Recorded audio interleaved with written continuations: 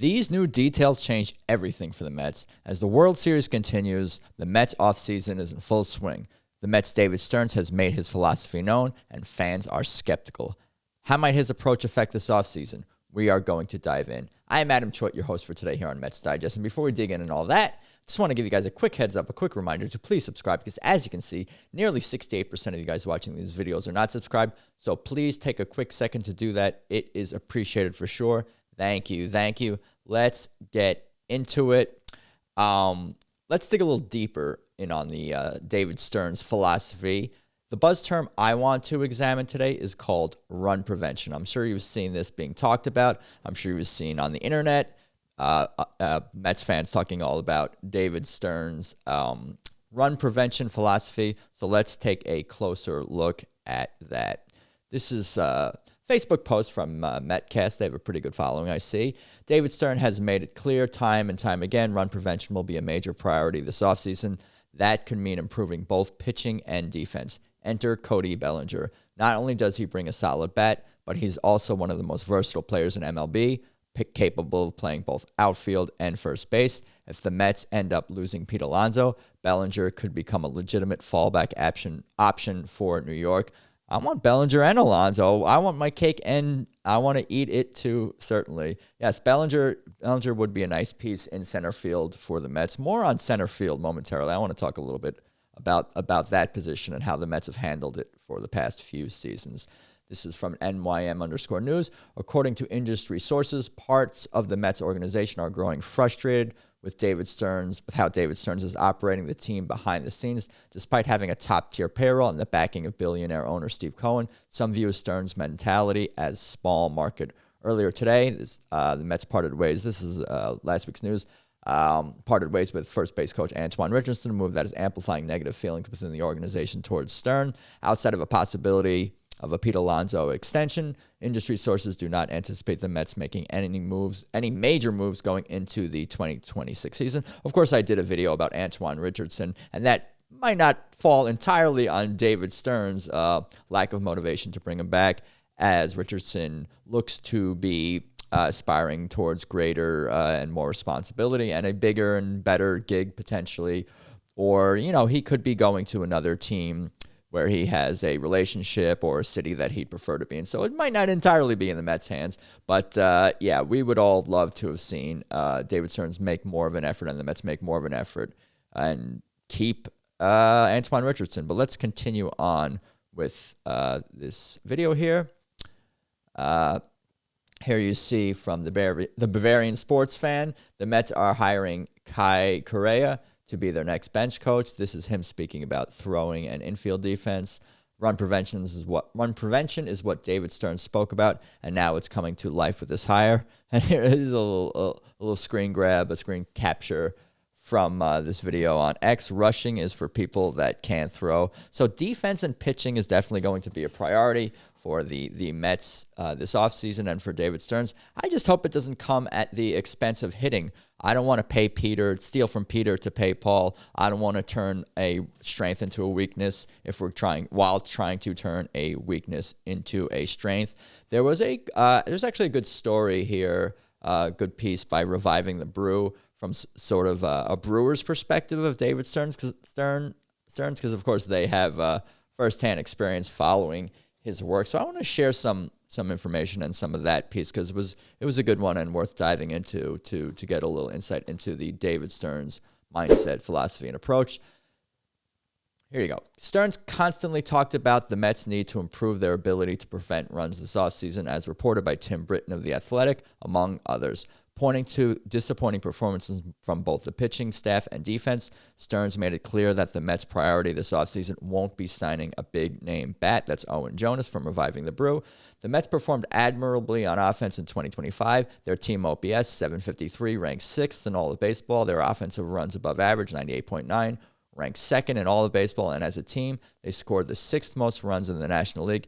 Pick an offensive metric, and it's likely the Mets were ranked in the top half or even the top third of the league. Yes, that's despite some slow starts and some slumps with the team this past season, as well as we've discussed, of course, the lack of clutch hitting from the team throughout large chunks of this season as well. But overall, the Mets were a pretty solid offensive team, and we know the reasons they were not successful. The two main reasons: pitching, starting pitching, and even the relief pitching was not great for large portions of the season as well.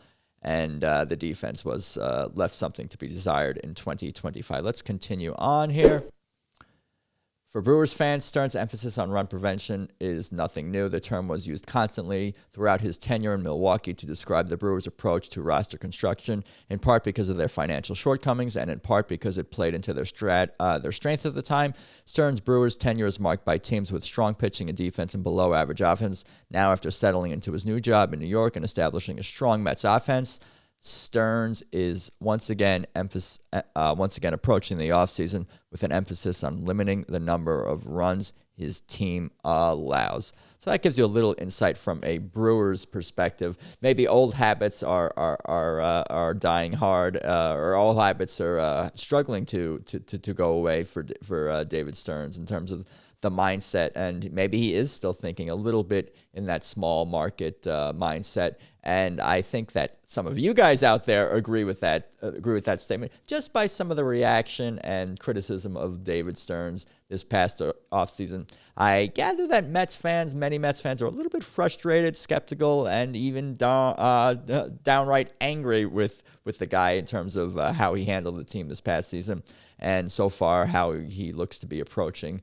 this 2025 offseason. Let's take a look at some more graphics here, because I wanted to show you some players that actually the Mets should avoid and should not touch with a 10-foot pole and avoid, because they do not fit that mold of run saving, run prevention. So let's take a look at that right here. This is here you go. This is from Tim Boyle of Rising Apple. Brandon Lau was a sneaky Mets trade target at the deadline. He ended up hitting 31 home runs for Tampa Bay while driving an 83. He is somewhat overlooked power-hitting second baseman. He was also one of the league's worst defenders last year. His negative 13 outs above average was tied for the second worst in MLB. So again, no stealing from Peter to pay Paul. That's what I want to avoid this season, this upcoming 2026 season with the Mets. Let's take a look at a couple of other players that the Mets should avoid. If you see these in the rumors, if you see these in the news, stand clear, stand up in protest of these potential acquisitions by the Mets, because you're just going to make the team weaker in one area while maybe gaining strength in another potentially.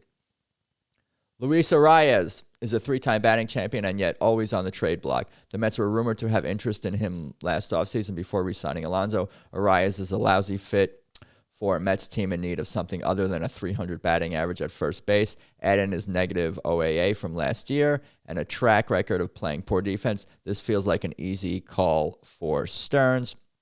Yeah, Arias is sort of a controversial player because many think of him and look at him as the Tony Gwynn of today, the high batting average guy, the Wade Boggs type, but he is not those players. He just doesn't have the I don't even need to say advanced metrics. His OPS is not super impressive year after year, and his OBP is certainly not impressive for a high average guy. As we all know, in 2025, there's so much knowledge and so much sabermetric knowledge out there. We all know that batting average is sort of on the low on the totem pole in terms of what to look at in terms of if a hitter is having success. Not that Luis Arias is a bum per se, but again, looking at that OBP, looking at his OPS, and looking at his defense, not the best fit for the Mets to acquire. What do we got here? Ramon Laureano, 281, 342, 512 slash line, and 24 home runs is good, but the negative 9 OAA coming from mostly the corner positions is terrifying. Even if the plan was to move Juan Soto to DH almost full-time, Laureano is hardly an upgrade in right field. Also from Tim Boyle there. I appreciate that. Just letting us know who to steer clear from given their poor defense. If David Stearns is going to stick to that run-saving, run-prevention mentality and philosophy, those are players to avoid for sure. Let's get into some more of the reaction of fans and some of the feelings about David Stearns moving forward in this past season. There were some interesting posts and stuff, so I wanted to share some of the fan thoughts on David Stearns, because I gather that some of you guys are not huge fans of the man. This is from Master Flip. Responding to Keith Hernandez's free agency, so to speak, with SNY. If David Stearns is in charge of the negotiations, Keith ain't coming back. Ouch. This is from Matt. Matt, talk to him. David Stearns is becoming a stain on the once philanthropic, heroic legacy Steve Cohen promised us. Some of these are entertaining and funny, and I appreciate Mets fans out there. This is Dan Bartels, always with great posts on X. David Stearns has had a bad year for the Mets. Anyone who says otherwise isn't being honest. Ouch. Andy Martino. That's the Antoine Richardson post from last week. Apologies for that. But yeah, here's from Keith here, kicking it with Keith. David Stearns when he sees a starting pitcher with a 5 ERA. This is pretty much a direct reply to the even it's just a minor league contract in terms of bringing back Richard Lovelady. But yes, not exactly anything to get excited about. In the Frankie Montas vein of acquisitions, the Mets fans are hoping to set their sights significantly higher this offseason and get some talent for this team, get some new fresh blood, get some better pitching, better defense. And I just really hope that it doesn't come at the cost of sacrifice. I don't want to lose Pete Alonso and get Bellinger. I don't want to continue on with the same sort of philosophy approach in center field. I know that Harrison Bader had a pretty solid, damn good year for the Phillies last year, but he's sort of a fringe starter himself. And that's kind of what the Mets have been doing in center field for the last few years, is looking for cheap defense first guys. And I get that we want to be financially responsible. We want to be strong up the middle in terms of defense, but they keep sort of acquiring these same sort of players who are kind of fringe starters at this point. Tyrone Taylor, the Baders, the even the Cedric Mullins of the world. These guys are at best fringe starters who have had some decent years and they have some power, but again, I would love to see a legit starting center fielder for the Mets, someone who could hit, someone who can play defense, someone who could do it all. Not every player on the team has to be an all-star per se, but let's get guys who can hit and OPS, 730, 740, 750 on the low end consistently on the low end, if not even better.